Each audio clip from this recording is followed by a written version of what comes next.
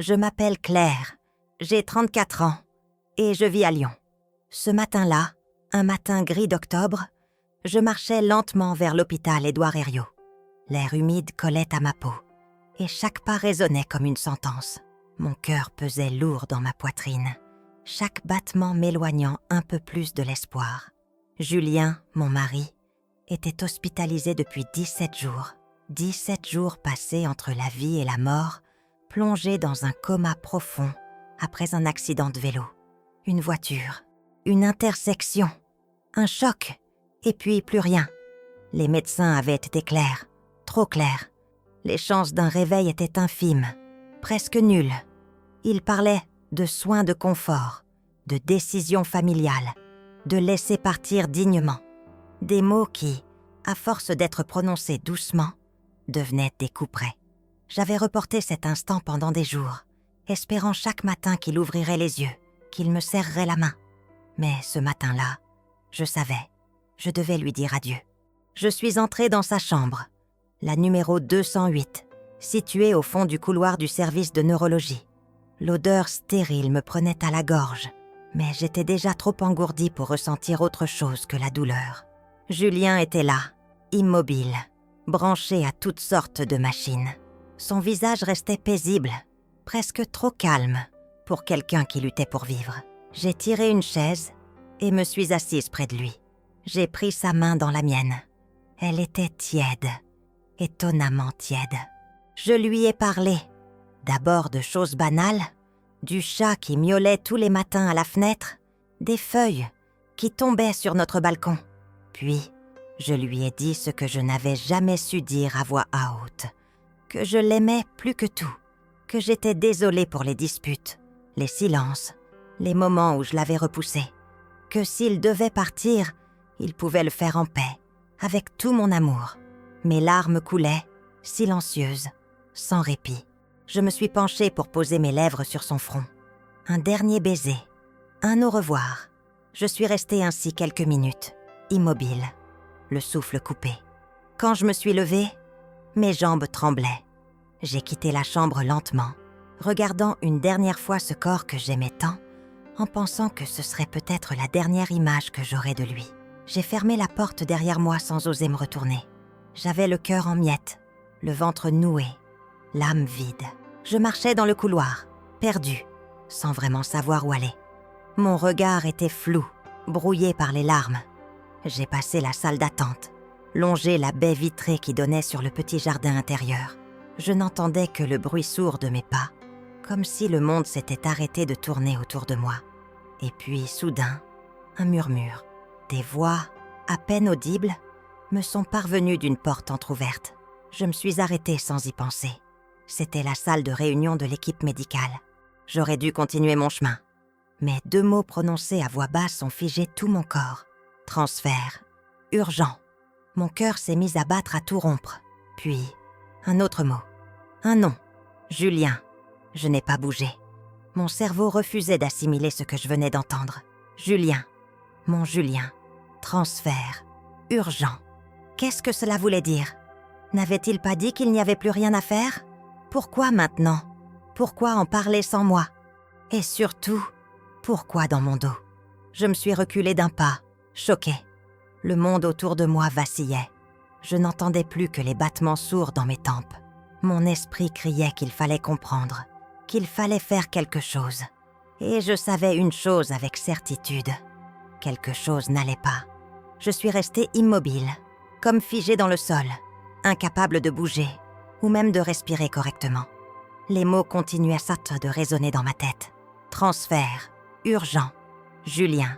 Je n'avais sans doute pas tout saisi, mais le ton grave et précipité des voix ne laissait place à aucun doute. Il se passait quelque chose, et ce quelque chose m'était intentionnellement caché. Ce n'était pas une de ces discussions de routine entre médecins qui commentent un dossier en fin de journée. Non, il y avait une urgence, une décision importante prise sans me consulter. Mon premier réflexe fut de m'approcher un peu plus, sans faire de bruit. Mon cœur battait à tout rompre, mais je forçais mes pas à rester discret. J'étais à quelques mètres seulement de la porte entr'ouverte, et je pouvais distinguer clairement la voix du docteur Morel, le neurologue principal qui suivait Julien depuis son arrivée. Sa voix, d'habitude calme et rassurante, avait cette fois un ton pressé, presque nerveux. Il faut organiser le transfert dès demain matin. Le professeur Delattre attend déjà les documents à Paris. Une autre voix, féminine, lui répondit « Mais sa femme n'est pas au courant. On devait la prévenir, non? On lui dira après. Ce n'est pas encore officiel. Pas tant qu'on n'a pas reçu l'accord de l'ARS. » Je ne comprenais pas tout. ARS, professeur Delattre.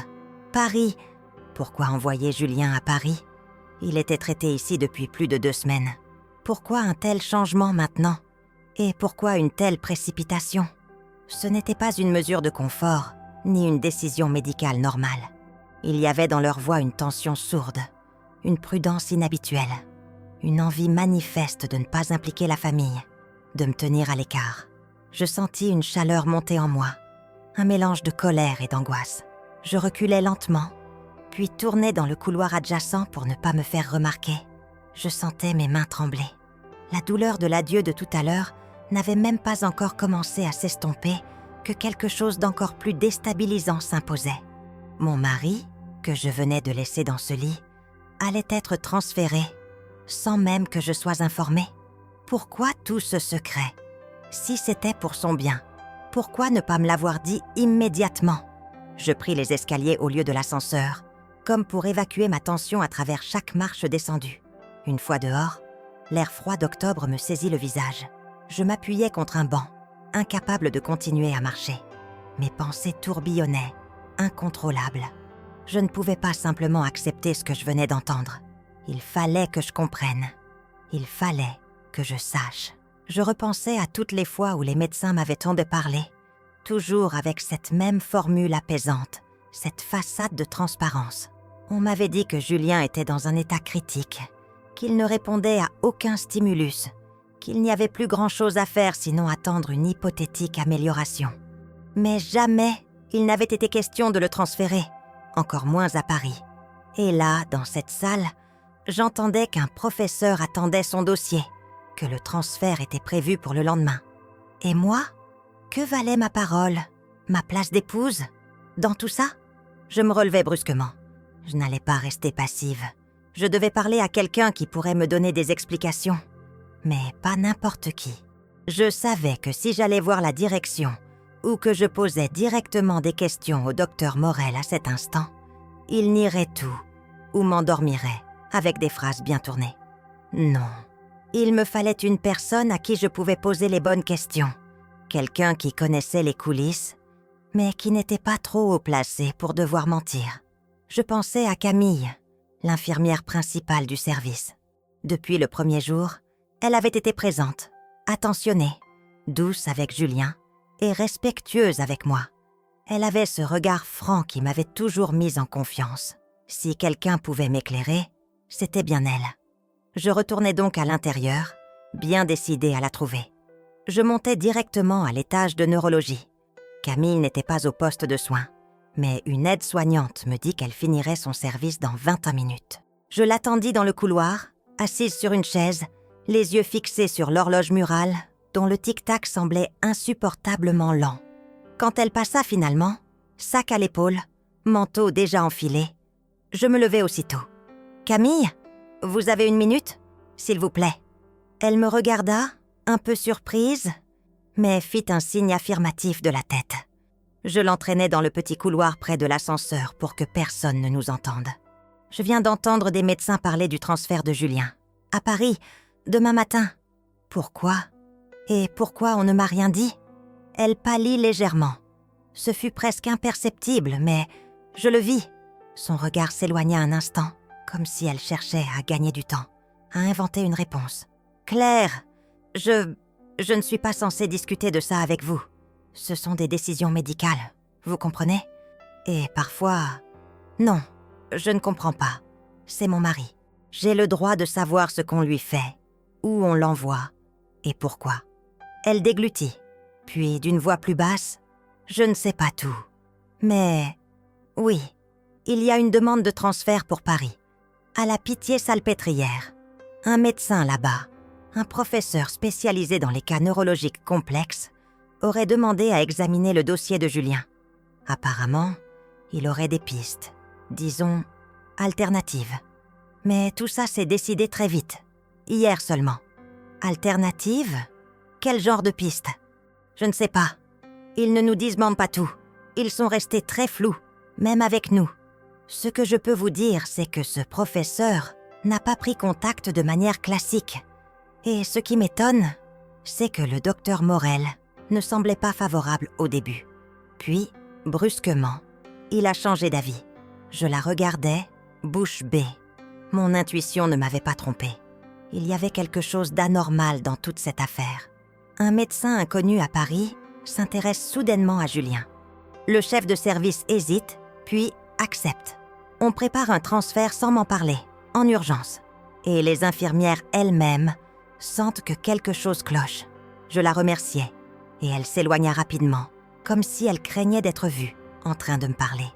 Moi, je restais plantée là, figée dans un couloir trop blanc, trop calme, tandis que 1000 pensées s'entrechoquaient dans mon esprit.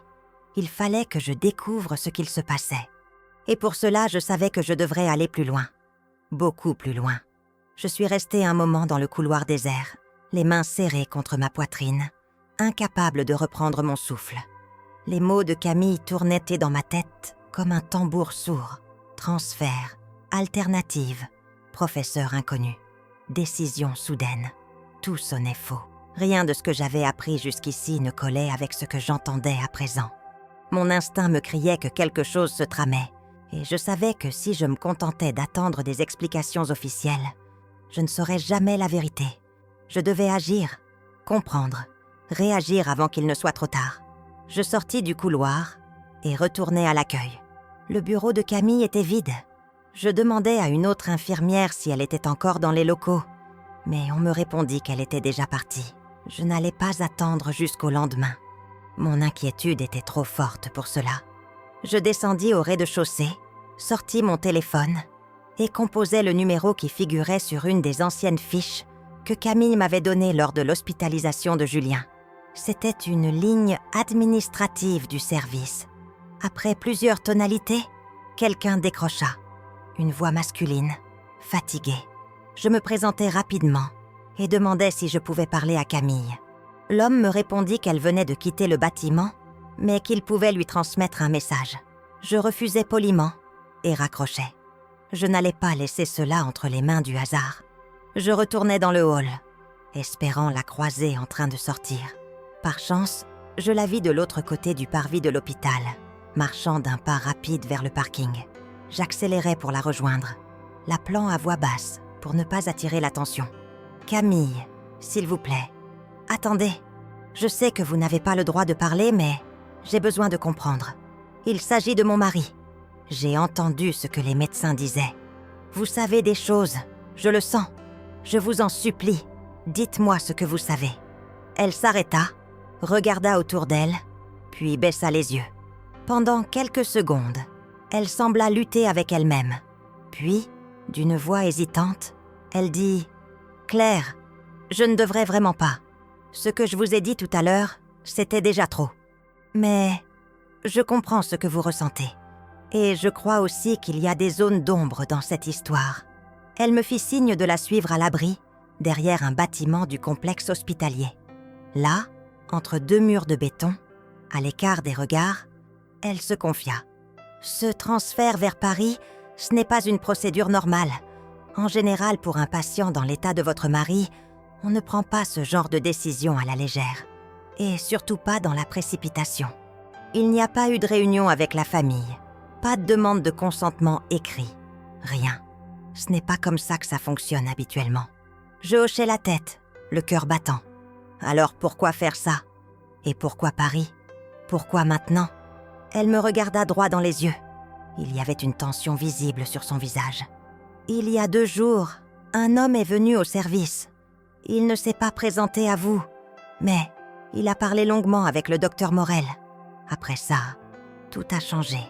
Le ton du docteur est devenu nerveux. On nous a demandé de ne plus discuter du dossier de Julien entre nous. Et hier, on nous a annoncé ce transfert. J'ai demandé pourquoi on ne vous en parlait pas.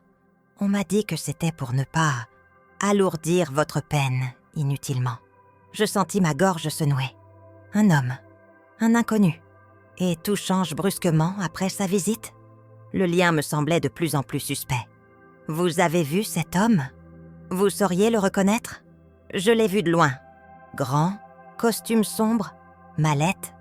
Il n'avait pas l'air d'un médecin, plutôt d'un cadre ou même d'un avocat ou un fonctionnaire. Mais il n'a pas parlé à personne d'autre et il est reparti aussi vite qu'il était venu. Je restais silencieuse un instant. Mon esprit tournait à toute vitesse. Quelqu'un extérieur à l'hôpital était intervenu. Et ce quelqu'un avait assez d'influence pour faire bouger toute une équipe médicale sans prévenir la famille du patient concerné. Ça n'avait aucun sens, à moins que je n'osais pas terminer cette pensée. Je remerciais Camille, qui insista sur le fait que je ne devais pas mentionner notre conversation. Je lui promis. Puis je quittais l'hôpital, incapable de rester là une minute de plus. La lumière du soir tombait lentement sur les rues de Lyon. Je marchais sans but précis, tentant de canaliser ma rage et ma peur. Julien était en danger. J'en étais maintenant convaincue. Rentrée chez moi, je m'assis à la table de la cuisine, devant la fenêtre donnant sur la cour. Les murs semblaient plus étroits que jamais. Je me sentais enfermée, impuissante, prise dans un piège que je ne comprenais pas encore. J'avais besoin d'un indice, d'un lien, de quelque chose que Julien aurait pu me laisser. Et c'est alors que je pensais à son téléphone. Lorsqu'il avait été admis à l'hôpital, j'avais récupéré ses affaires personnelles. Tout était resté dans un sac, posé au fond de notre armoire. Je me levai brusquement et allai le chercher. Le téléphone était là, éteint. La batterie était sûrement vide depuis des jours. Je le branchai immédiatement, impatiente qu'il se rallume. J'attendis, assise au bord du lit, les mains crispées sur les genoux. L'écran clignota enfin, puis le logo apparut. Mon cœur accéléra. Une fois allumé, je déverrouillai l'appareil grâce au code que Julien utilisait depuis toujours. Rien n'avait été modifié. Tout était intact. Je commençai par parcourir les messages. Beaucoup de conversations sans importance, surtout professionnelles. Je reconnus quelques collègues, des amis communs. Rien d'étrange. Je regardais les dernières photos prises. Des paysages, notre chat, une image de notre dernier dîner ensemble. Puis, je tombais sur l'application de notes. Une liste de courses, des rappels de rendez-vous. Et puis, une seule note, datée de 3 jours avant l'accident. Elle n'avait pas de titre. Je l'ouvris. Une seule phrase, courte, énigmatique. « Si je ne me réveille pas, cherche Émile. Il connaît la vérité. » Je restais figée. La vérité. Quel genre de vérité? Et qui était cet Émile? Rien dans les messages, ni dans les contacts, ne me donnait plus d'informations. Mais ce nom, ce prénom unique, presque familier, résonnait comme une clé. Julien m'envoyait un message. Il avait compris qu'il risquait quelque chose. Et il m'avait laissé une piste. Le lendemain matin, je retournai à l'hôpital plus tôt que d'habitude. La nuit avait été courte. Je n'avais presque pas dormi, hantée par cette note laissée par Julien et par cette idée obsédante que quelque chose d'important était en train de se jouer derrière mon dos. Le nom Émile résonnait dans ma tête à chaque minute. Mais pour l'instant, aucune information ne m'aidait à savoir de qui il s'agissait. Je n'avais trouvé aucune trace de lui dans les contacts du téléphone. Aucun message, aucun indice. Mais avant de plonger dans cette recherche, je devais confronter le docteur Morel. Il était temps qu'il me parle ouvertement. J'étais prête à le forcer s'il le fallait. À mon arrivée dans le service, j'appris qu'il était en consultation, mais qu'il devait passer au bureau administratif vers 9h. Je m'assis dans la salle d'attente, déterminée à ne pas bouger avant de le voir. À travers la vitre, je pouvais observer les infirmiers commencer leur routine, distribuer les traitements, consulter les dossiers. L'ambiance était tendue, même plus que les jours précédents. Je remarquais que 2 soignants baissaient le ton en passant devant moi.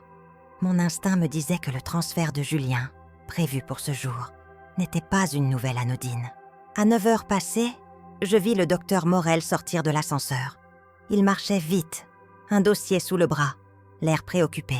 Je me levai immédiatement et m'avançai vers lui. « Docteur Morel, je dois vous parler.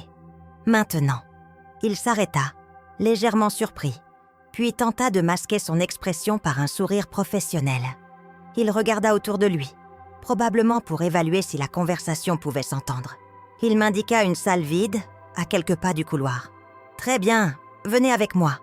On ne sera pas dérangé ici. » La pièce était petite, une salle de réunion rarement utilisée. Il me proposa une chaise, puis s'assit en face de moi. Avant même qu'il ne prenne la parole, je lançai « Je sais pour le transfert à Paris. Je sais qu'il est prévu aujourd'hui. Et je sais que vous ne comptiez pas m'en parler avant qu'il soit trop tard. Alors je veux comprendre. Pourquoi ce transfert? Qui est ce professeur? Pourquoi maintenant ?» Il me regarda longuement, comme s'il hésitait à mentir ou à dire la vérité. Puis il se décida à parler, avec un ton volontairement calme. « Claire, je comprends votre inquiétude. Mais permettez-moi de vous rassurer. Il ne s'agit de rien d'alarmant.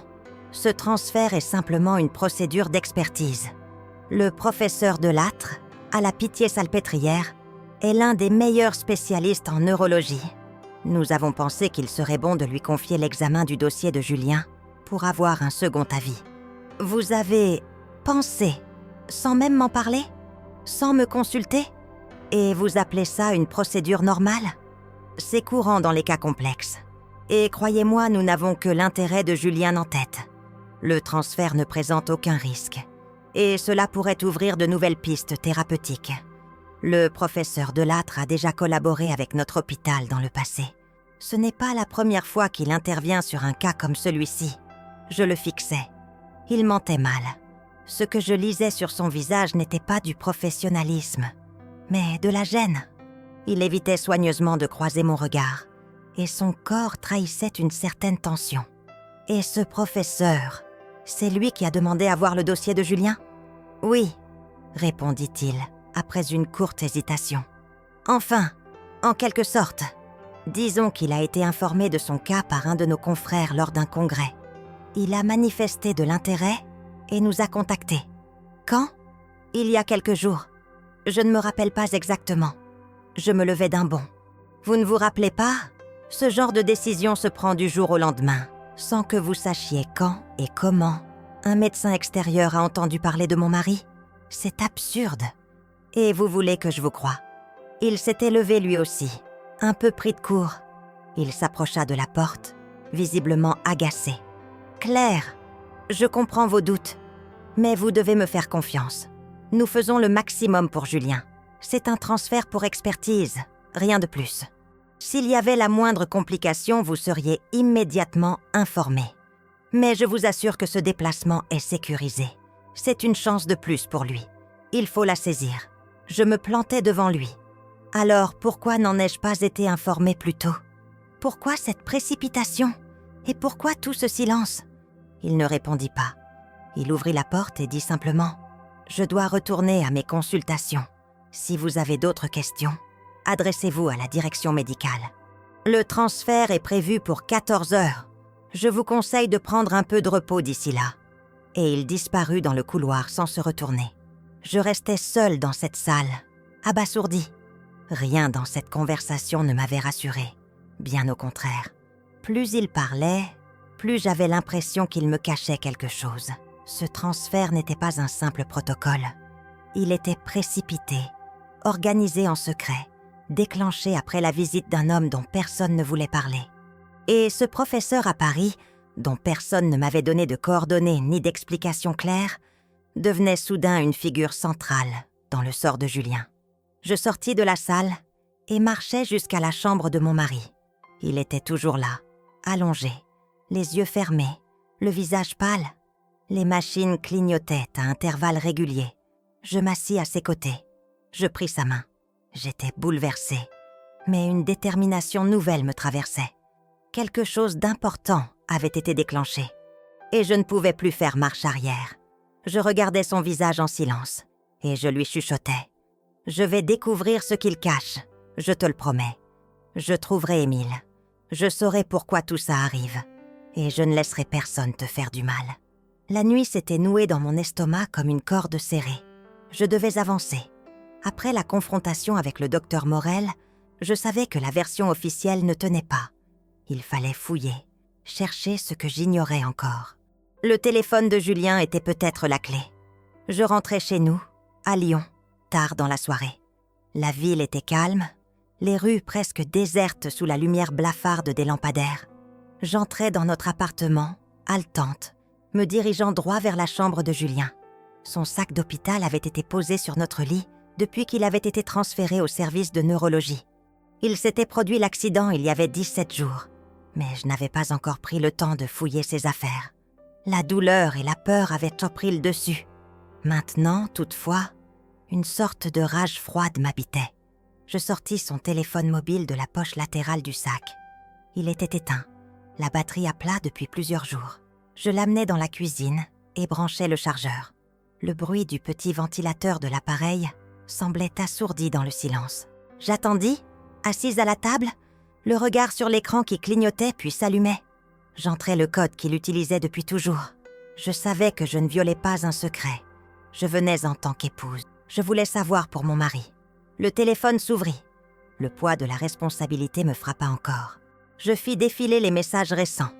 Des conversations banales avec des collègues, des amis, des patients pour Julien. Non médecin, mais ingénieur dans un projet rattaché au service de recherche. Je tombais sur des photos de nous, de notre appartement, du chat, de voyage. Tout cela paraissait normal. Puis je vis une application de notes. Je l'ouvris par curiosité. Il y avait plusieurs entrées. Liste de choses à acheter, rappel d'entretien, mais aussi une entrée datée de 3 jours avant l'accident. Je l'ouvris en tremblant. Le texte était bref. Si je ne me réveille pas, cherche Émile. Il connaît la vérité. Je restai un long instant immobile, fixant ces mots. Le procès silence autour de l'accident, le transfert secret, les visites étranges. Tout cela prenait un sens. Le mot vérité. Émile. Je ne savais rien de lui.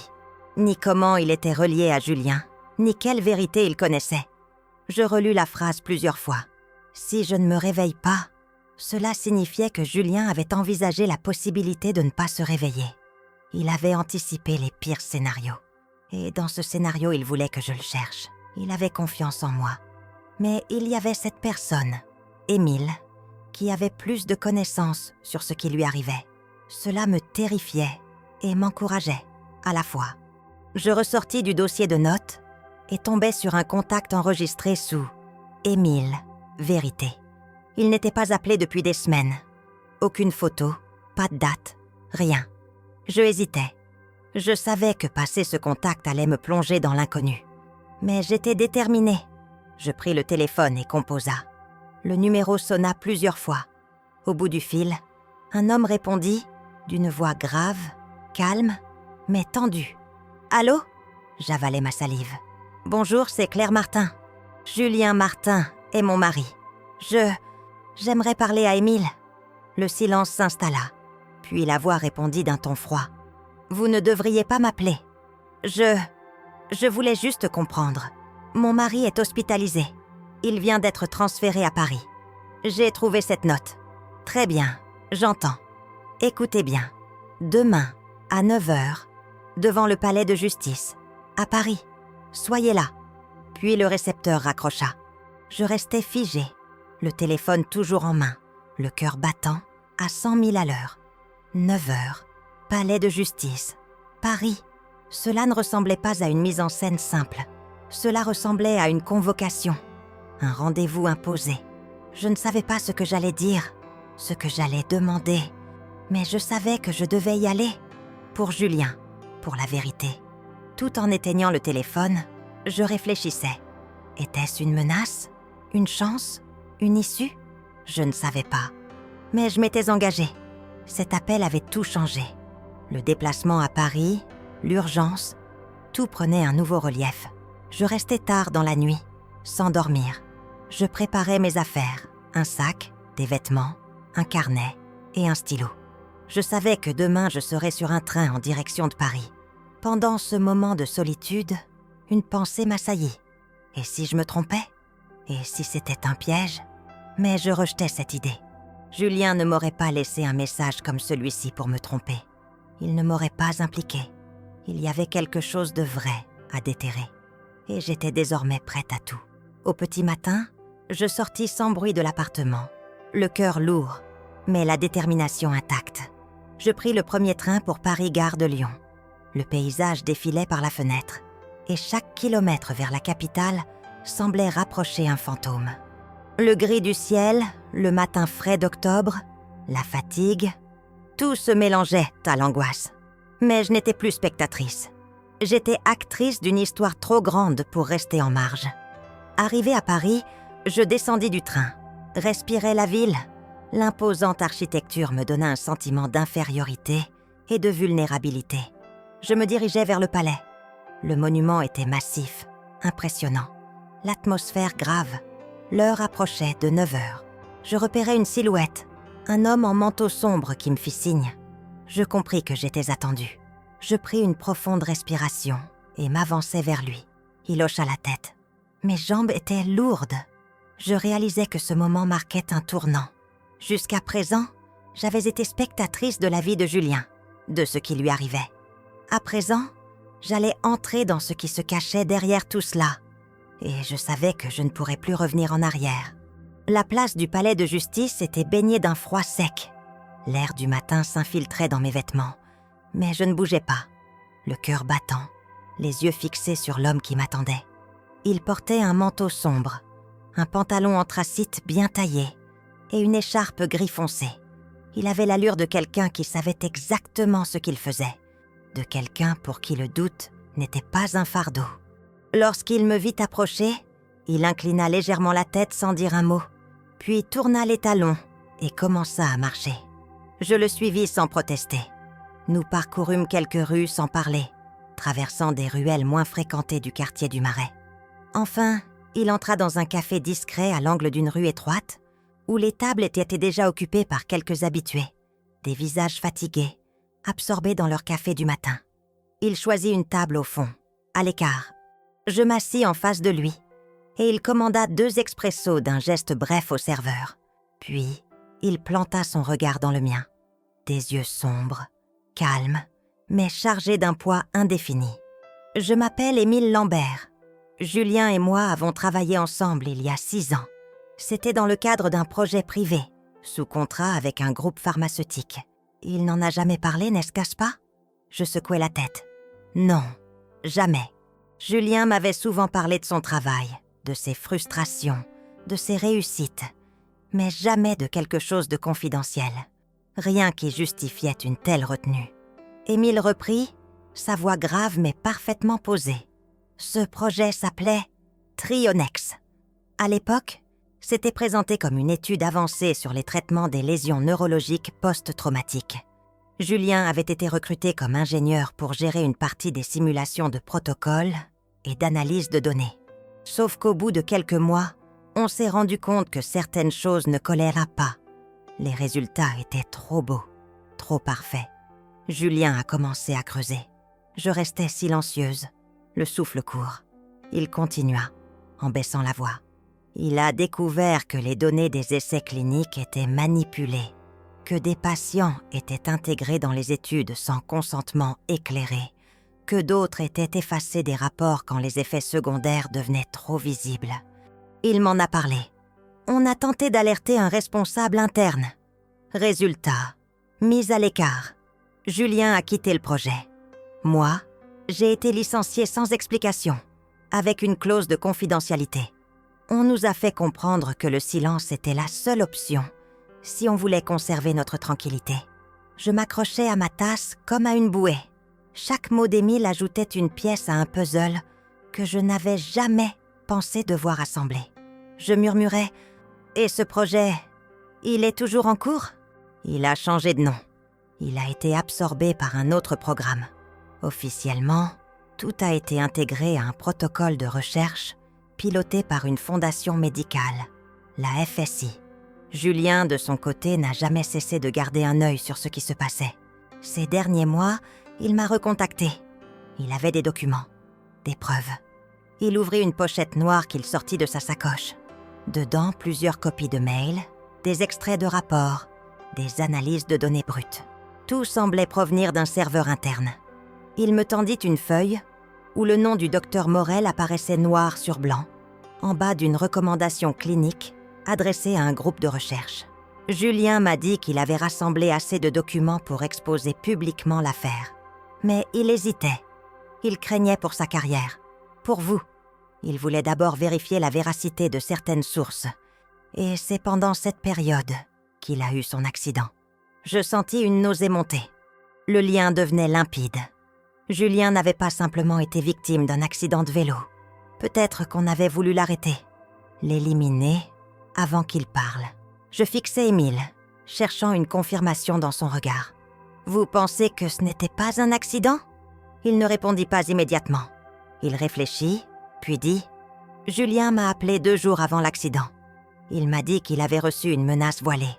Un courrier anonyme, glissé dans notre boîte mail commune, qu'on utilisait à l'époque pour échanger à l'abri des serveurs habituels. Il m'a dit qu'il pensait qu'on l'observait. Mais il ne voulait pas reculer.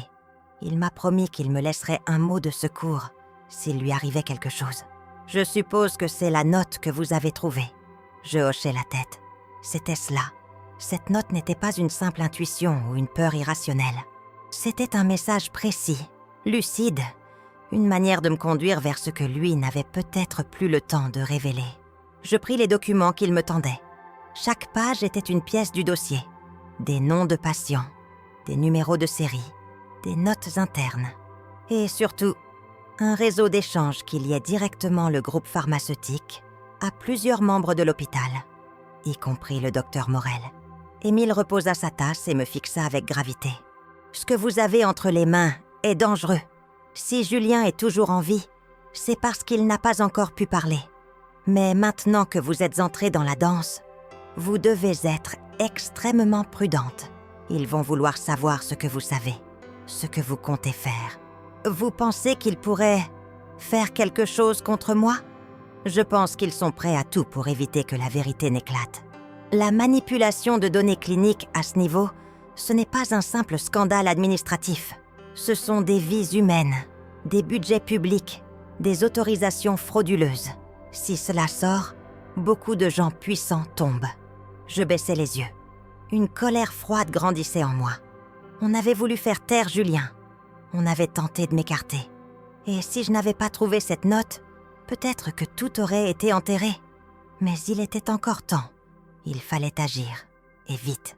Je rangeai les documents dans mon sac, puis regardai Émile dans les yeux. Je vais aller jusqu'au bout. Julien mérite la vérité. Et s'il ne peut pas parler, je parlerai pour lui. Après la conversation avec Émile, je quittai le café en tremblant, incapable de dire si c'était la peur ou la colère qui m'envahissait. Paris n'avait jamais été un endroit si silencieux. Tout semblait s'être ralenti autour de moi, alors que mon esprit tournait à une vitesse folle. Ce que je venais d'apprendre ne me quittait pas une seconde. Le nom du projet Trionex, les données falsifiées, les liens entre ce groupe pharmaceutique et des professionnels de l'hôpital, dont le docteur Morel lui-même. Julien savait, et il avait essayé de faire ce qu'il fallait. Son accident, maintenant, ne pouvait plus être vu comme un simple malheur du hasard. Une coïncidence avait trop de logique. Je pris le métro sans but précis, espérant que l'anonymat de la foule calmerait un peu le tourment intérieur. Mais rien n'y faisait. Je tenais mon sac contre moi, le dossier qu'Émile m'avait remis à l'intérieur. Il était mince, mais chaque page était une menace potentielle. Je regardais autour, me demandant si quelqu'un pouvait soupçonner ce que je transportais. Personne ne faisait attention à moi, mais je n'étais pas rassurée. Ce que j'avais entre les mains était suffisant pour faire tomber une chaîne entière de responsabilités, et peut-être aussi pour déclencher des représailles. En sortant à la station-gare de Lyon, je pris une décision. Je ne pouvais pas rentrer à Lyon sans faire quelque chose de concret. Rester passive n'était plus une option. Émile avait évoqué des articles, des journalistes, mais pour cela, il me fallait d'abord comprendre le contenu exact des documents.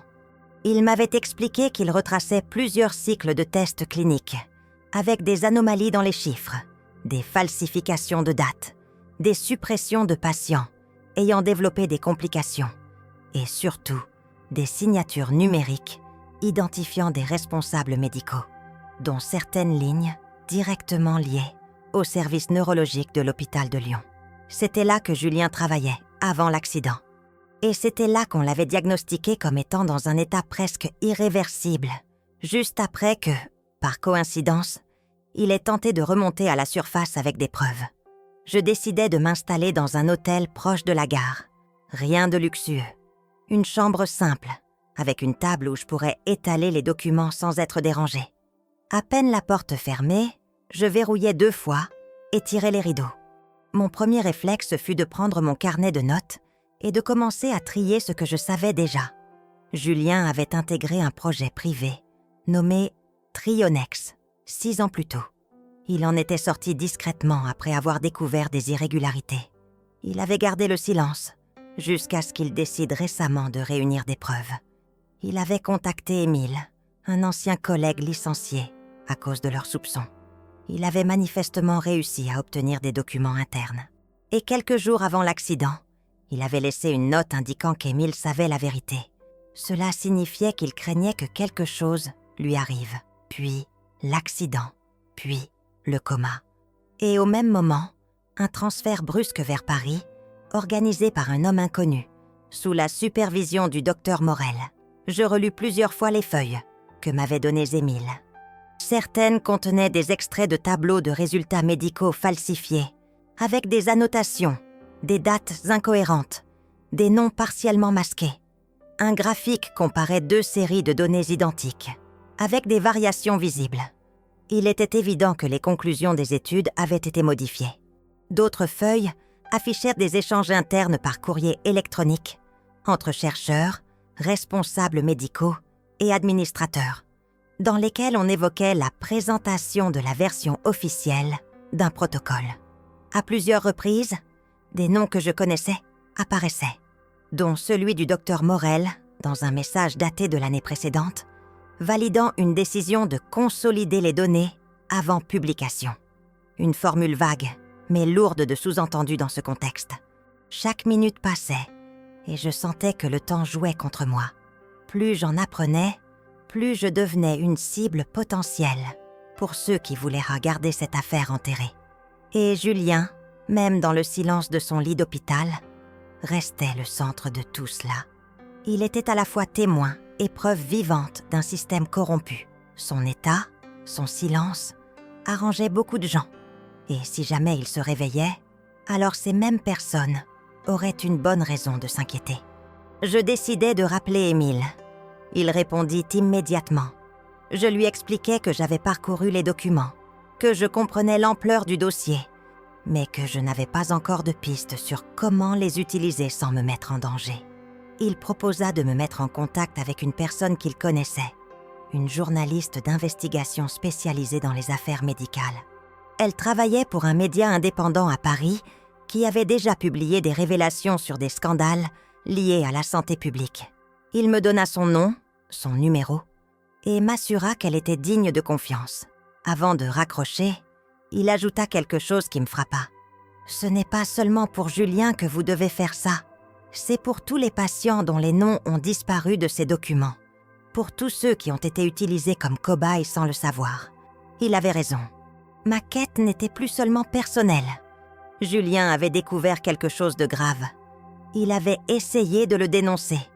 Et même inconscient, il m'avait laissé un chemin à suivre. Un chemin dangereux, mais juste. Je passais le reste de la soirée à recopier à la main certaines données sensibles, de peur que les documents soient volés ou saisis. Je pris également des photos de chaque page, stockées sur une clé USB cryptée que je gardais sur moi. Une précaution inutile peut-être, mais je ne pouvais plus prendre de risques. Le lendemain, je me préparais à rencontrer cette journaliste. J'étais fatiguée, nerveuse, mais déterminée. Julien m'avait conduite jusqu'ici. C'était à moi maintenant d'avancer encore, un pas après l'autre. Pour lui, pour la vérité, et pour que cette histoire ne soit plus jamais réduite au silence. Je retrouvai la journaliste dans un café du 11e arrondissement. Elle s'appelait Hélène Durieux, la quarantaine. Expression déterminée, les yeux aussi vifs que son ton. Elle ne perdit pas de temps avec des politesses inutiles. Elle m'invita à m'asseoir, alluma un petit dictaphone, puis posa un carnet devant elle. Je posai sur la table la pochette noire contenant les documents qu'Émile m'avait confiés. pendant plusieurs minutes, elle feuilleta les pages, annotant ici et là, fronçant les sourcils devant certaines lignes. Elle ne disait rien, mais son silence n'avait rien de passif. Elle analysait, triait, et déjà, je pouvais voir qu'elle comprenait la portée de ce qu'elle lisait. Enfin, elle releva la tête. « Vous savez ce que vous tenez, Claire ?» Je hochai la tête. « Oui, et je veux que ça sorte. » « Très bien. Mais il faut tout vérifier. Chaque nom, chaque date, chaque donnée. Si une seule erreur se glisse, ils s'en serviront pour tout discréditer. Ce que vous avez ici peut exposer un réseau de falsification scientifique à grande échelle. Mais il faut être rigoureuse. Je vais travailler là-dessus. Je vais recouper avec mes sources. Mais vous devez rester prudente. Ce genre de dossier attire vite les ennuis. » Elle était directe, professionnelle. Son calme m'apaisa. Pour la première fois depuis le début de cette histoire, je me sentais épaulée par quelqu'un qui savait naviguer dans ce genre de tempête. Elle me proposa de garder les copies, pas les originaux. Elle voulait scanner, crypter, archiver, me protéger aussi. J'acceptais. Avant de partir, elle me regarda longuement. « Vous m'avez dit que votre mari a eu un accident peu après avoir réuni ses documents. Vous croyez qu'il a été victime d'un acte délibéré ? Je ne crois plus aux coïncidences, Hélène. Alors il faut aller jusqu'au bout. » Je quittais le café avec un sentiment étrange de soulagement et d'inquiétude. Un soulagement parce que, désormais, une professionnelle allait m'aider à porter cette vérité. Une inquiétude parce que je savais que, si Hélène parvenait à publier cette enquête, les personnes impliquées ne resteraient certes pas inactives. Je ne savais pas ce qu'elles seraient prêtes à faire, mais tout me montrait qu'elles avaient déjà franchi plusieurs limites. Je retournais à Lyon le soir même, dans un train presque vide. Je passais tout le trajet à regarder le reflet de mon visage dans la vitre. J'avais changé. J'étais entrée dans cette histoire comme une femme effondrée, brisée par le coma de son mari. Aujourd'hui, j'étais debout, prête à affronter un système entier si c'était nécessaire. Je n'avais pas choisi ce combat, mais il s'était imposé à moi, et je ne pouvais pas l'ignorer. De retour à la maison, je déposai mon sac, retirai mon manteau et me dirigeai droit vers notre bibliothèque. Quelque chose qu'Émile avait dit me revenait. Julien aurait gardé des copies supplémentaires. Il savait qu'il risquait gros, et il n'était pas du genre à tout confier à une seule personne. Je fouillais chaque tiroir, chaque pile de papier, chaque dossier. Rien de concluant. Puis je levai les yeux vers un tableau accroché au mur du couloir. Une photo de notre voyage à Annecy. Julien l'adorait. Je la décrochai. Derrière, un creux dans le mur, dissimulé par un panneau amovible. Mon cœur accéléra. À l'intérieur, une enveloppe Kraft épaisse, scellée par du ruban adhésif. Je l'ouvris avec précaution. Le contenu confirma tout. Un double du dossier, mais avec en plus des annotations manuscrites de Julien. Des diagrammes, des codes de fichiers, des mentions précises. Patient R, S, mort après injection. Modification post-traitement. Décision signée par monsieur, transmettre à eux. Il avait tout archivé. Et surtout, il avait pris soin de noter des dates, des lieux, des documents croisés. C'était méticuleux, méthodique. Julien ne laissait rien au hasard. Il savait que, si cela lui arrivait, quelqu'un pourrait poursuivre en son nom. Je passais une partie de la nuit à photographier, scanner, classer. J'envoyais une copie numérique cryptée à Hélène, accompagnée d'un message lui expliquant ce que j'avais trouvé. Elle me répondit en quelques minutes. « C'est encore plus gros que ce que je pensais. Je suis dessus. » Le lendemain matin, je retournais à l'hôpital, le cœur serré. Julien était toujours dans sa chambre, branché aux machines, inerte. Je pris sa main, comme je le faisais chaque fois. « Tu avais raison, » murmurai-je. « Ils ont peur. Mais moi, j'ai plus peur de les laisser gagner. » En sortant, je croisai Camille, l'infirmière. Elle me fit signe de venir discrètement vers elle. Nous nous retrouvâmes dans la petite salle du fond, là où elle m'avait déjà parlé une première fois. Elle avait le visage tendu. « Claire, je dois vous dire quelque chose. Hier soir, j'ai surpris une conversation entre deux cadres du service. Ils parlaient de votre retour. Ils ont dit que vous posiez trop de questions et que le dossier devait disparaître. Ce sont leurs mots exacts. Je restai un instant sans voix. Disparaître ? Oui. Et ils ont mentionné un déplacement de Julien. Pas vers Paris, vers un autre établissement. Mais rien n'est encore consigné officiellement. Ils font ça en dehors des canaux normaux. Faites attention. Je la remerciais. Son regard me disait qu'elle avait pris un risque en me parlant. Je repartis sans attendre. Le moment était venu de passer à l'action. Je ne pouvais plus compter uniquement sur des conversations discrètes et des soupçons. Il fallait mettre la pression, officialiser l'affaire, rendre les choses publiques. Et je savais que le dossier que je tenais entre mes mains était désormais une arme. Il fallait frapper fort. Il fallait exposer ce projet, ces noms, cette manipulation. Et surtout, il fallait protéger Julien. Parce que tant qu'il était dans cet état, il pouvait encore agir contre lui. Et je ne les laisserais pas faire. Le matin suivant, je me réveillais dans un mélange de tension et de résolution. Le ciel était gris, typiquement lyonnais. Et l'humidité de l'automne s'était glissée dans tous les recoins de l'appartement. Je me préparai rapidement, pris un café amer et jetai un dernier regard à l'enveloppe contenant les documents retrouvés la veille. Ils étaient désormais rangés dans un compartiment dissimulé sous une latte du plancher du salon, à l'abri des regards. Une copie numérique avait été envoyée à Hélène, mais je voulais conserver les originaux dans un endroit sûr. Ce que j'avais entre les mains était trop précieux pour être mal protégé. Chaque feuille, chaque annotation de Julien témoignait de mois de méfiance, d'enquête discrète, de travail méticuleux. Je décidai de retourner à l'hôpital. J'avais besoin de voir Julien, de m'assurer qu'il était toujours là, toujours stable. Mais plus encore, j'avais besoin de vérifier si ce que Camille m'avait dit la veille, au sujet d'un transfert potentiel, se confirmait. Cette fois, je ne me contenterai pas de réponses vagues. Je n'étais plus seulement l'épouse inquiète. J'étais la dépositaire d'un dossier explosif et je comptais m'en servir. En arrivant au service de neurologie, je trouvais l'ambiance tendue. Des visages fermés, des regards évités. Je remarquais que certaines infirmières semblaient occupées à des tâches inhabituelles.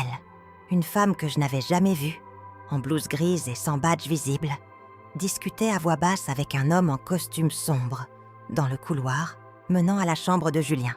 Je ralentis le pas, observant discrètement leur échange. Ils semblaient consulter un dossier.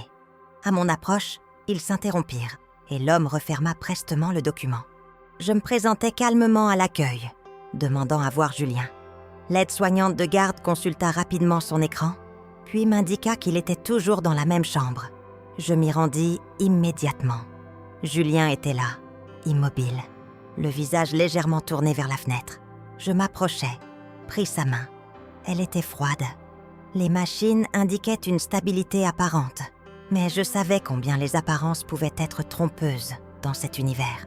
Je restai un moment silencieuse, écoutant le rythme des bips réguliers. 1 heure plus tard, je me rendis au bureau du service. Le docteur Morel n'était pas là, mais son assistante me reçut, avec un sourire crispé. Je demandai, cette fois sans détour, « Est-ce que vous prévoyez de transférer mon mari dans un autre établissement ?» Et je ne parle pas de Paris.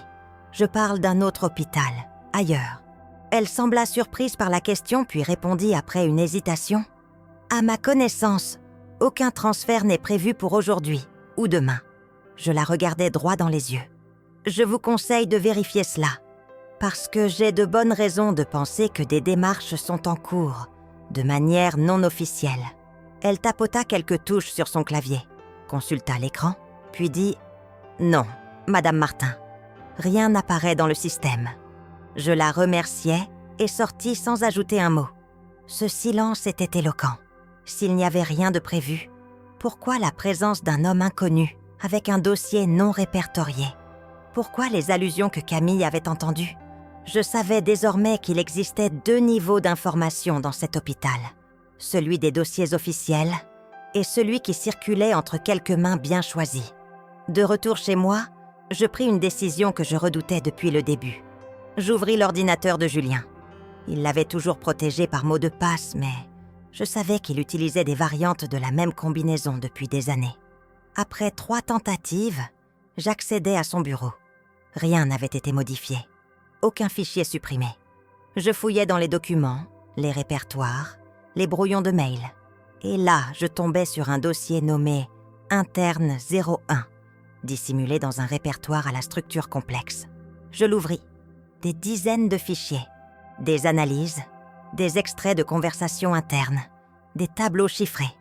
Mais surtout, un document texte, simplement intitulé « Lecture pour Claire ». Ma gorge se serra. Je cliquais. Il s'agissait d'un texte écrit par Julien, probablement quelques jours avant son accident. Une sorte de lettre sans en avoir le ton. Un récit lucide, détaillé, du cheminement qui l'avait conduit à reprendre l'enquête sur Trionex. Il y décrivait les premiers doutes, les données falsifiées, les pressions subies lorsqu'il avait commencé à poser des questions. Il expliquait pourquoi il avait repris contact avec Émile, ce qu'ils avaient découvert ensemble, et son intention de tout révéler publiquement dès qu'il aurait sécurisé les documents. Il mentionnait aussi le nom d'un ancien collaborateur, aujourd'hui en poste à la direction scientifique de l'hôpital, qui l'avait mis en garde à demi-mot. Il écrivait « Je crois qu'ils savent que je sais. Je suis prudent, mais parfois, je sens que je suis suivi. Si je ne peux pas aller jusqu'au bout, je veux que tu saches tout. Ce que tu feras ensuite t'appartient.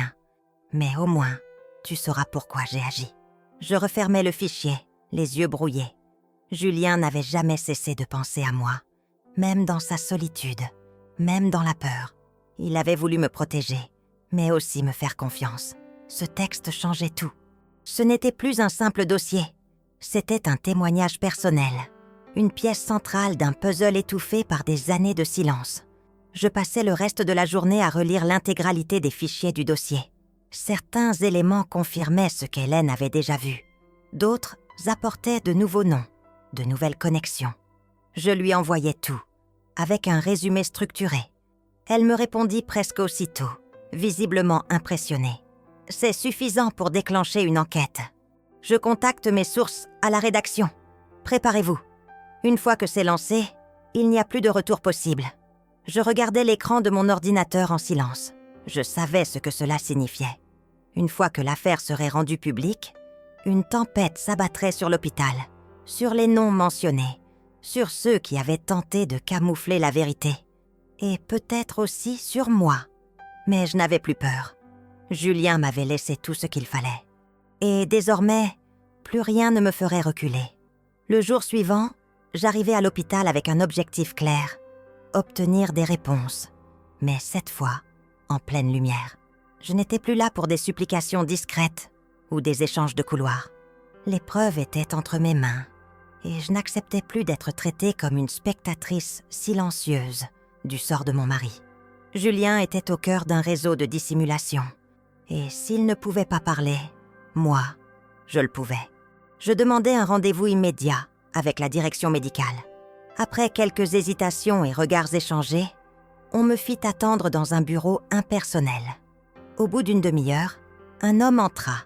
C'était le docteur Lemoine, directeur médical adjoint. Un homme que je n'avais vu qu'une seule fois, lors de l'admission de Julien. Derrière lui, le docteur Morel apparut, le visage fermé, les épaules raides. Je m'assis en silence. Je posai une enveloppe sur la table. À l'intérieur, des copies des documents que j'avais sélectionnés avec soin. Pas tout, mais suffisamment pour prouver que je savais. Je suis venu vous montrer ceci avant que cela n'apparaisse dans les médias, dis-je d'un ton calme. Je veux une explication. Et je veux savoir si vous comptez continuer à transférer mon mari, en dehors de toute procédure légale. Le docteur Lemoine jeta un regard rapide aux feuilles, sans les toucher. Le docteur Morel, lui, resta immobile. Aucun des deux ne sembla surpris, juste agacé. « Madame Martin, » dit Lemoine, « ce que vous avez là, ce sont des documents internes, obtenus illégalement. Vous devez savoir que vous vous exposez à de graves poursuites si vous les diffusez sans preuve de leur authenticité et hors de tout cadre judiciaire. » Je le coupai aussitôt. « Vous voulez dire que je risque plus à dire la vérité que vous à manipuler des essais cliniques? Les noms sont là, les dates aussi, et les signatures. Vous allez m'intimider avec des menaces juridiques? Mon mari est dans le coma. Il avait réuni tout ça avant d'être fauché par une camionnette qui n'a jamais été identifiée. Et vous pensez que je vais me taire ? Le docteur Morel intervint, la voix plus posée. Vous croyez comprendre, mais vous n'avez qu'une partie du puzzle. Ce que vous avez découvert est complexe, issu de projets qui dépassent le cadre de notre hôpital. Votre mari a pris des risques en creusant là où il ne fallait pas. Je regrette ce qui lui est arrivé, sincèrement. Mais exposer cela publiquement ne le sauvera pas. Au contraire, cela pourrait vous coûter plus que vous n'imaginez. Je restais silencieuse un instant, puis repris. Est-ce une menace ? C'est un avertissement. Je me levai. Je regardais les deux hommes, puis ramassai lentement l'enveloppe. Vous venez de me donner la confirmation que je cherchais. Votre silence, votre ton, vos regards. Vous savez ce qui se passe, et vous êtes impliqués. Cette affaire va éclater, et vous devrez rendre des comptes. Pas seulement à moi, mais à tous les patients et familles concernées. Sans leur accorder un mot de plus, je quittai le bureau. Mes jambes tremblaient, mais pas de peur, d'adrénaline. Cette confrontation, bien qu'attendue, m'avait glacée. Le calme glacial du docteur Lemoine, la résignation froide du docteur Morel, c'était cela, le vrai visage du pouvoir médical corrompu. Il ne niait pas, il ne se défendait en pas. Il savait que j'avais raison, mais il comptait sur l'intimidation pour me faire reculer. Je sortis de l'hôpital et appelai Hélène immédiatement. Elle répondit aussitôt. Ils ont reconnu, d'une certaine manière. Ils savent, et ils m'ont averti. Alors c'est le moment. Je lance l'article. Ce soir, 20h. Je te préviens dès qu'il est en ligne. Ce que tu viens de me raconter, je vais l'ajouter. Ça rend les choses encore plus nettes. Je raccrochai. Il n'y avait plus de retour possible. Ce soir, tout serait publié. Et je savais que le calme apparent qui régnait depuis des jours allait s'effondrer d'un coup. Le réseau de mensonges, les complicités, les manipulations, tout cela allait être exposé. Mais je savais aussi que les représailles pourraient arriver vite. Je retournais chez moi, verrouillais les fenêtres, vérifiais 2 fois la porte. Ce n'était pas de la paranoïa. J'avais vu de mes yeux à quoi ressemblaient ceux qui avaient quelque chose à perdre. Je passais la fin de l'après-midi à relire les fichiers, à préparer une version imprimée du dossier que je déposerais chez un avocat le lendemain. Je voulais des témoins, des protections. À 20h tapantes, Hélène m'envoya le lien vers l'article. Il s'intitulait « Données falsifiées, patients oubliés, un hôpital sous tension ». Le nom de Julien apparaissait, anonymisé, comme ingénieur lanceur d'alerte. L'article citait des extraits du dossier, des preuves, des dates, des documents.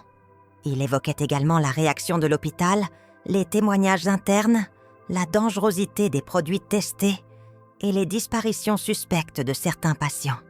Aucun nom n'était jeté en pâture sans preuve, mais les descriptions étaient suffisamment précises pour que les concernés se reconnaissent. L'article fit l'effet d'une bombe. En moins d'1 heure, les partages sur les réseaux sociaux se comptaient par milliers. Des journalistes relayaient, des médecins commentaient, des associations de victimes prenaient position. Et moi, je regardais tout cela depuis mon canapé, la gorge nouée. Puis, à 23h, mon téléphone sonna. C'était l'hôpital. Ma première pensée fut que quelque chose était arrivé. Mais la voix au bout du fil dit calmement « Madame Martin, c'est pour vous informer que le transfert de votre mari est suspendu jusqu'à nouvel ordre. Il restera ici, sous surveillance renforcée. Je remerciais sans rien ajouter. Ils avaient cédé, pour l'instant. Mais je savais que cette guerre n'était pas terminée. Le lendemain, les journaux allaient reprendre l'affaire. Les regards allaient changer. Et surtout, la vérité allait continuer à faire son chemin. Le lendemain matin, le jour s'était à peine levé lorsque mon téléphone sonna. Je m'étais endormie sur le canapé, épuisée par la tension accumulée. Encore habillée, le sac contenant les originaux du dossier toujours accroché à mon épaule. Il me fallut quelques secondes pour émerger et répondre. Une voix que je reconnus immédiatement me parla. C'était Camille, l'infirmière du service neurologique. Elle semblait bouleversée. « Claire, c'est Julien. Il a ouvert les yeux ce matin. » Le monde autour de moi bascula. Je me redressai d'un coup, le souffle court, incapable de répondre immédiatement. J'entendis Camille reprendre, plus posément. « Il ne parle pas encore clairement. Il a bougé la tête, puis les yeux. Et quand je lui ai parlé de vous, il a tenté de prononcer quelque chose. Vous devez venir tout de suite. Je ne pris même pas le temps de réfléchir. En quelques minutes, j'étais dehors, courant presque dans les rues, encore désertes, traversant les ponts de Lyon à la hâte. Le vent était glacé, mais je ne le sentais pas. Je ne pensais qu'à une chose. Julien avait ouvert les yeux. Il était de retour. Et s'il était de retour, alors tout ce que j'avais fait depuis des jours, chaque pas, chaque décision, prenait un autre sens. Lorsque j'arrivais à l'hôpital, les couloirs semblaient encore endormis. Mais l'énergie que je ressentais en moi me donnait une lucidité que je n'avais pas connue depuis longtemps. Je montais sans attendre jusqu'à sa chambre. La porte était entr'ouverte. J'entrais lentement, le cœur battant si fort que j'en avais mal à la poitrine. Julien était là, et cette fois, ses yeux étaient ouverts. Pas grands, pas vifs, mais ouverts. Il tourna lentement la tête vers moi lorsque je m'approchais. Son regard était flou, mais il tenta de le fixer. Je m'agenouillai près de son lit, pris sa main. « C'est moi. C'est Claire. Tu es là, tu m'entends ?» Il cligna des yeux. Je vis un frémissement sur ses lèvres.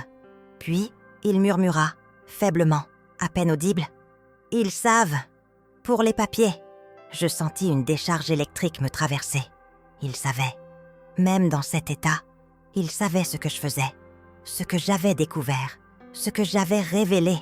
Sa conscience n'était pas altérée. Il était là, lucide, même si son corps n'avait pas encore repris toute sa force. Je le regardais, ému, à en perdre les mots. « Tu m'as guidé, Julien. Tu as eu raison de me faire confiance. Je t'ai retrouvé, j'ai parlé à Émile, j'ai publié les documents. Ils ne pourront plus cacher ce qu'ils ont fait. Je suis là, on est ensemble. » Il tenta de bouger la main. Faiblement, il la serra contre la mienne. Ses yeux se fermèrent dans quelques secondes, puis se rouvrirent. Il n'avait plus la force de parler, mais son expression avait changé. Il n'y avait plus cette absence dans son regard. Il était conscient. Il était revenu à moi. Je restais à ses côtés toute la matinée. Les médecins vinrent, étonnés, voire déconcertés par l'amélioration soudaine. Le docteur Morel passa en fin de matinée, plus silencieux que jamais. Il observa Julien, nota quelques données, puis quitta la chambre sans un mot pour moi. Je ne fis aucun commentaire. Sa présence n'avait plus d'importance. Le pouvoir avait changé de camp.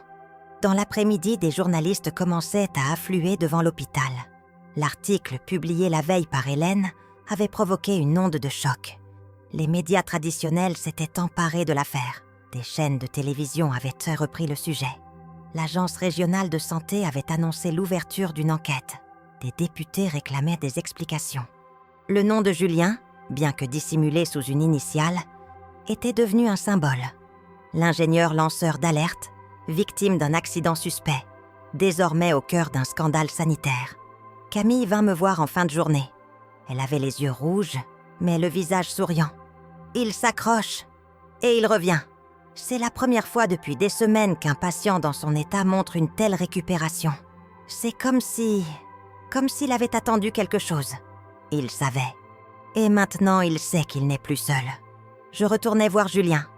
Il dormait à nouveau, paisiblement cette fois. Les traits de son visage s'étaient détendus. Je m'assis près de lui, tenant toujours sa main. Je ne savais pas combien de temps durerait sa convalescence, ni jusqu'où il pourrait revenir. Mais je savais que l'essentiel était là. Il avait franchi la ligne invisible entre l'absence et le retour. Et avec lui, quelque chose en moi s'était restauré. Ce soir-là, en rentrant chez moi, je découvris des messages de soutien envoyés par des inconnus. Des gens qui avaient même lu l'article, des familles assez de patients, des médecins honnêtes. Tous me remerciaient. Tous disaient qu'il fallait aller jusqu'au bout. Je répondis à certains. D'autres, je les gardais en mémoire. J'avais été seule, mais je ne l'étais plus. Julien avait rallumé quelque chose, et moi, je n'allais plus jamais l'éteindre. 2 jours après le réveil de Julien, le service de neurologie semblait devenu un autre monde. Les médecins passaient avec une prudence nouvelle.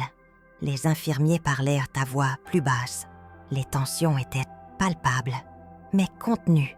Les couloirs où régnait autrefois un silence bureaucratique s'était transformé en théâtre d'observations discrètes et d'ordres non formulés.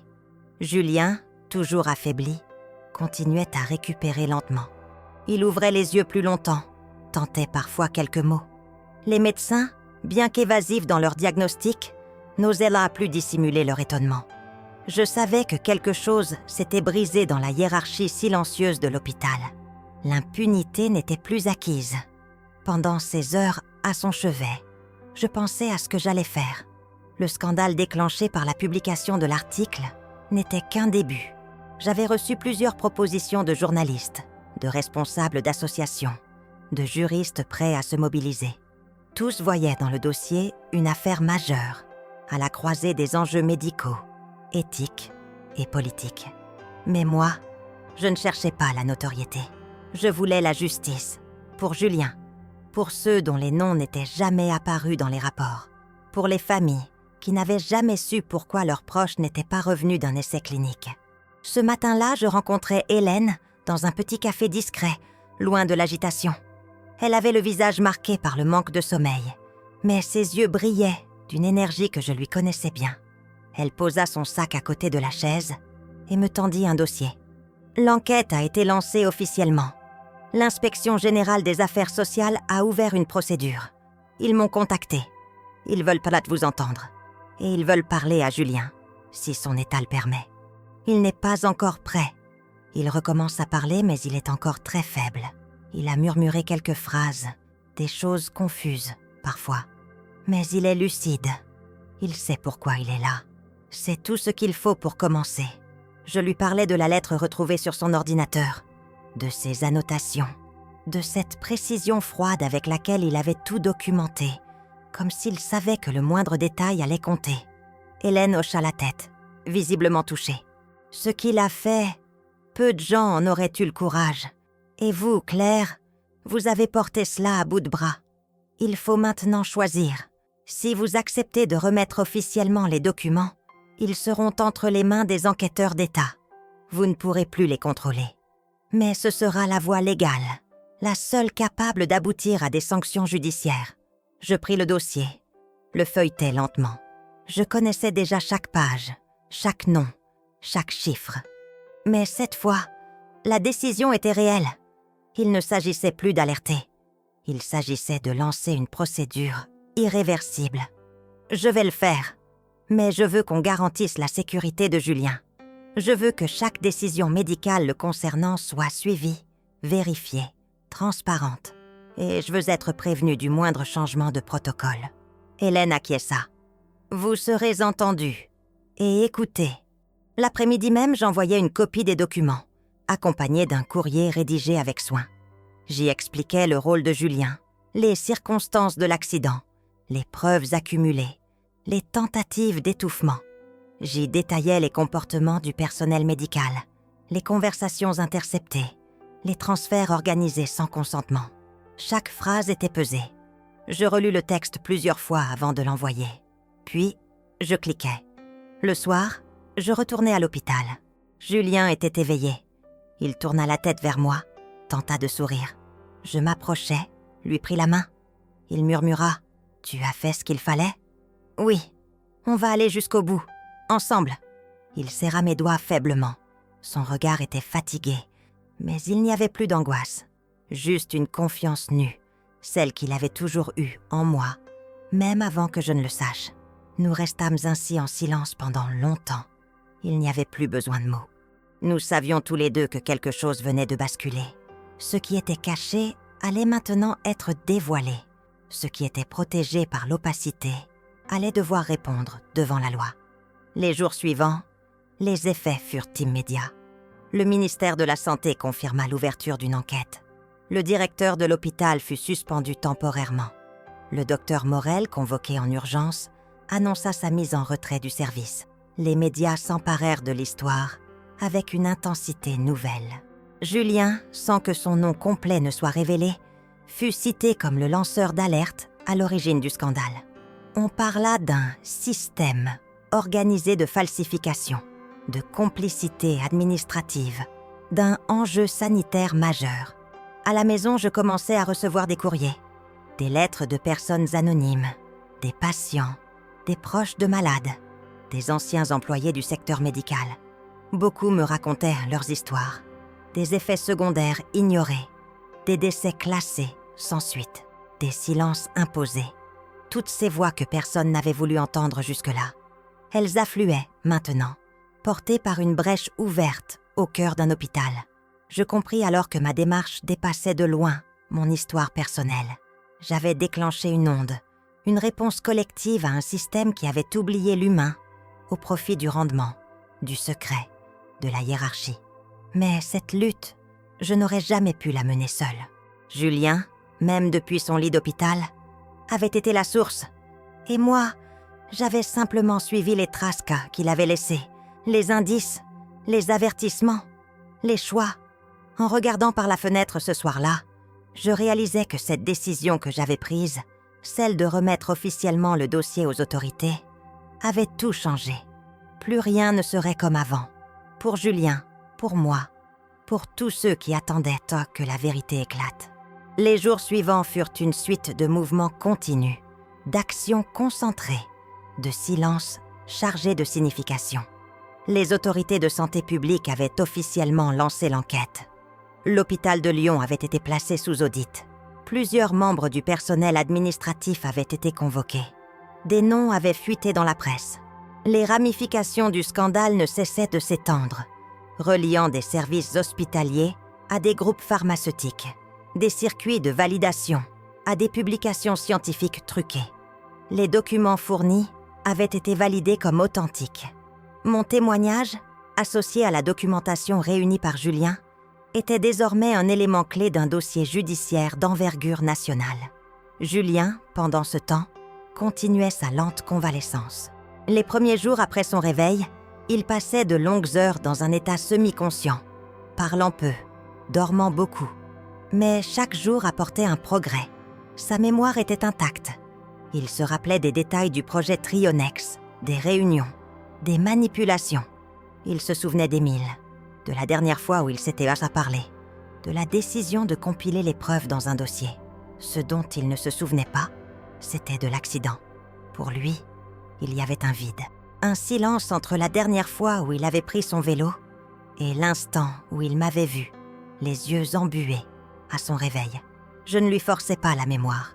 Je respectais son rythme, son besoin de reconstruire, de se réapproprier son histoire. Mais ce que je vis en lui, dès les premiers jours, c'était une clarté. Il ne doutait pas de ce que nous avions fait. Il ne craignait pas les conséquences. Il me regardait avec cette tendresse solide, celle d'un homme qui sait que sa compagne a tenu debout en son nom, quand lui ne le pouvait pas. Un matin, alors que la lumière douce d'automne inondait la chambre, il me demanda simplement « Tu t'es sentie seule ?» Je posai doucement ma main sur la sienne. « Seule, oui. Perdue, non. Tu étais là, partout, dans chaque note, chaque fichier. Tu m'avais préparé. Tu avais tout prévu. Même ton silence m'a parlé. » Il ferma les yeux quelques instants. Puis il murmura « Je savais que tu irais jusqu'au bout. Je n'aurais pas pu faire ça sans toi. » Je lui souris, mais au fond, je savais que c'était moi qui n'aurais jamais pu aller au bout sans lui.